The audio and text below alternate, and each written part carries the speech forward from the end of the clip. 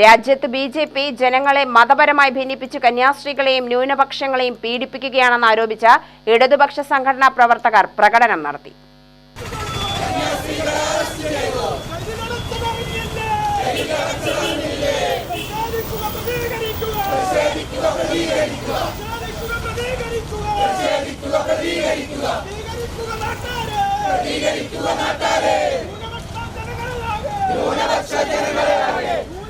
CITU ജനാധിപത്യ മഹിളാ association, DYFI തുടങ്ങിയ സംഘടനകൾ വിവിധ ഇടങ്ങളിൽ പ്രതിഷേധ പ്രകടനം നടത്തി. ഡിവൈഎഫ്ഐ പാലക്കാട് ജില്ലാ പ്രസിഡന്റ് ആർ ജയദേവനും മുണ്ടൂരിൽ ജില്ലാ സെക്രട്ടറി KC റിയാസുദ്ദീനും ഉദ്ഘാടനം ചെയ്തു.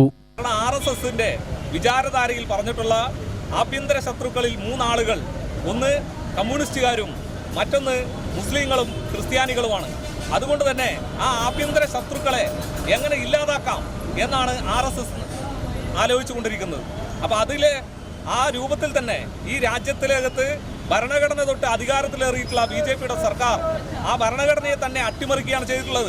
ഭരണഘടനയുടെ ഹൃദയമായിട്ടുള്ള മതനിരപേക്ഷ മൂല്യങ്ങളെ, അതിൻ്റെ മൗലിക അവകാശങ്ങളെ ചവിട്ടിമതിക്കുകയാണ് RSS ചെയ്യുന്നത്.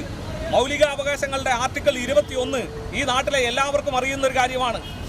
അതിലെ മതസ്വാതന്ത്ര്യം, ഈ രാജ്യത്തിനകത്ത് ജനിച്ചു വീഴുന്ന ഏതൊരാൾക്കും മതം സ്വീകരിക്കാം, സ്വീകരിക്കാതിരിക്കാം, ഇഷ്ടമുള്ള മതത്തിൽ വിശ്വസിക്കാം എന്നിരിക്കെ ഞങ്ങൾ ആവശ്യപ്പെടുന്ന മതത്തിൽ മാത്രമേ നിങ്ങൾക്ക് വിശ്വസിക്കാൻ വേണ്ടി പാടുകയുള്ളൂ.